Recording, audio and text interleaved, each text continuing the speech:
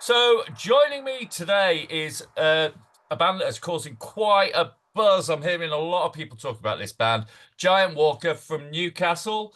Hi there. Pleased Hello. to have you here on DeVlog. Right, your sound is strikingly fresh, especially in the world, for want of a better term, of progressive metal or rock. Obviously, a lot of that comes from the juxtaposition between the vocals and the overdriven grunt of the guitars. What do you think is your secret ingredient? I mean, other than those things, to gaining such attention in an overachieving genre? Well, hi Alex. Oh, Hi, hi, Um, Alex. how's it going? You great. okay? um, yeah, it's a good question. I think it's quite hard to pinpoint it when you're analyzing your own music. Sure. But I think part of it is the fact that I think everyone in the band kind of has quite a varied music taste. Mhm. Which might be quite cliche to just say you have broader influences, then you put it in a pot, and then what comes out is us. But I think there is something to be said about like that. It's just a kind of amalgamation of loads of different things. That's just kind of how we sound. Abs- yeah, absolutely. I could definitely hear a lot of 90s alternative rock in there, like layered in, like Soundgarden and a bit of Alice in Chains in there at times, alongside things like more obvious, like Mastodon and Tool and things like that.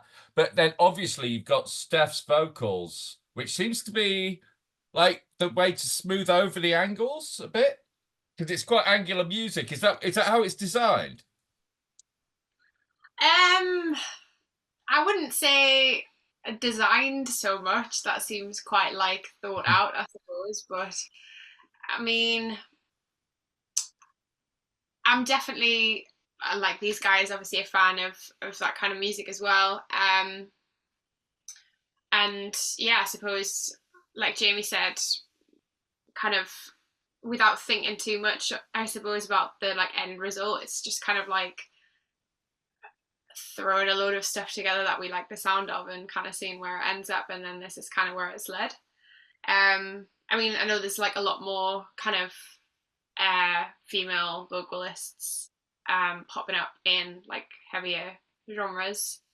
I feel like, um, but yeah, I don't know where I'm going with that. I think one thing that's quite great about your vocal is you don't do the screamy thing, which is great. It's brilliant for that as well, because that would be an obvious way to go. And you don't seem like an obvious band to me. You don't take the obvious routes. it's kind of funny you say that because when rewind to when we first started, the female distorted vocal thing would have been the only unobvious thing to do. Yeah. So it's just funny how quick time goes and how quickly. I mean, I don't want to call that thing a trend because it's clearly making that thing is making waves, but it definitely. It does feel like the in thing right now. Yeah. Like the way to go, and it's like, well, we've never thought it needed it. No.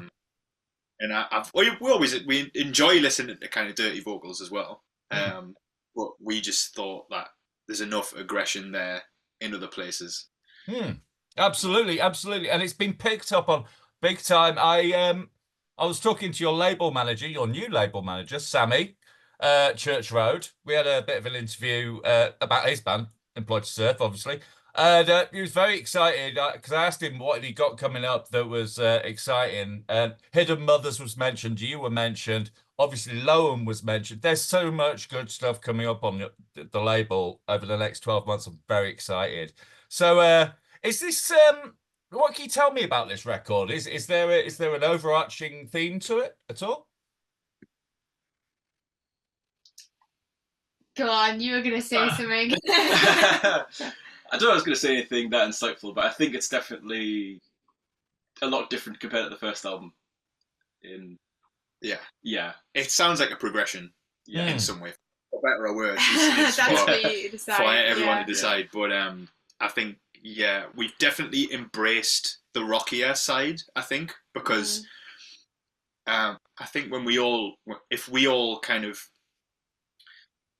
filtered through our favorite albums and favorite songs of all time, I think they all kind of fall more on the rock side, rather than the metal side, which I feel like the first album was definitely kind of more metally, whereas I feel like this one kind of embraces the more alt rock kind of aesthetic. Yeah, you can hear that in the guitar tone, especially because the tones it's more overdrive than distortion. It's kind of grunty, and I like that. I really do like that, and that's what gives me these sort of alternative rock vibes. A lot of it's in the tone, definitely, and with the drums as well. With the drums. Hello up there, Alex. Oh, But thought I'd give you a look in. oh, thanks, man. So, like the drums, obviously, it's very rhythmically adept. This album, and there's time signatures popping off all over the place and polyrhythms, what have you. From what I've heard, I do state from what I've heard. So, how is that? Are you getting a good workout on this album? Yeah, I would say so. Yeah, I would say so. To be honest, I think the drum parts on this one are a little more relaxed, I think, in comparison to the first one. But that doesn't necessarily mean that they're easy. It's just a slightly different approach, I think, to part writing and prioritizing obviously a lot more of the song necessarily, and getting away from too much busyness. The word busy was used in the studio a lot. It was just trying We to always listen back to a take and go like, what can we take away from it? Like, Yeah. rid of the fluff, you know what I mean, and like just get down to what it needs, which is healthy. Absolutely. It was just kind of prioritizing a lot more sort of hooks and that kind of side of things. But yeah, I think from a drum part perspective, there's still moments I think across it, but it's not necessarily as intense, I would say, is the first album. I think whenever we play certain tunes from the first album live, I kind of like forget how tricky some of the parts are. And we've been playing a lot of new stuff recently, and it's kind of like, oh yeah, that one's all right. Like, yeah. Well, I tell you what, you're going to be in the company of some of the best drummers in the world.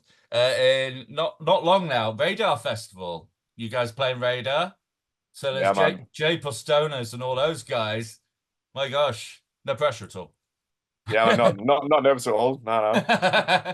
Yeah, I saw you guys coming up on that bill, and it's an eclectic bill this year. There's a lot going on. I'm going to be there, so I'll be down the front. I'll check everything out. So, have you got anything planned for Radar Festival at all, or is it just hitting them with the new stuff?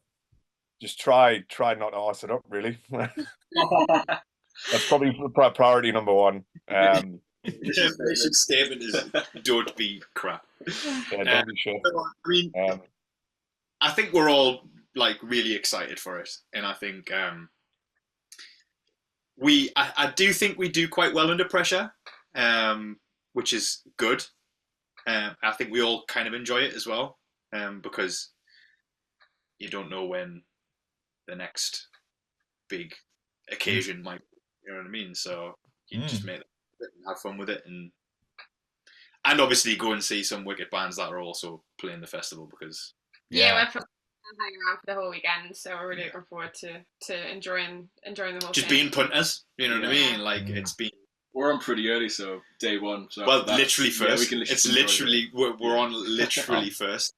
Get it out the way, and then get riggedy ready. Well, there's plenty to see. I mean, there's everything there, from like, even if you like sort of electronica and stuff like that, there's everything. So nice, good weekend. I'll be commuting from Leeds every day. But it looks ace. It looks absolutely ace. So aside from that, you're going on tour as well, aren't you? With was it Future Static? So, Yeah, so we've got a couple of dates before Radar, and then we've got about 4 dates afterwards. So it's quite nice actually, because then we get a few kind of gigs warm up, just kind of get in the swing of things. So yeah, we're playing Glasgow, Newcastle, obviously Radar, and then we've got Leeds, Birmingham, Bristol, and London with Future Static, which yeah, we're really looking forward to. awesome. Awesome. Well, I'll try and catch you on the Leeds date. Definitely. I'll be down there with my camera. Right. So you say you're going to take these big gigs when you can. I'm pretty sure there's going to be a lot of big gigs coming soon. So, you know, best of luck with the album. It's, from what I've heard so far, absolutely killing it. So thank you so much for being with us here today on DeVlog. Anyone you'd like to shout out before you go? Anyone? Your Well, mum? thank my dad. Yeah. Everyone thank my mum and dad. Everyone thanks his mum and dad. Okay. Well, on that note, thank you so much for being with us. And take care. I'll see you at Radar. Cheers, mate. Thank you. See you Thanks. See you later.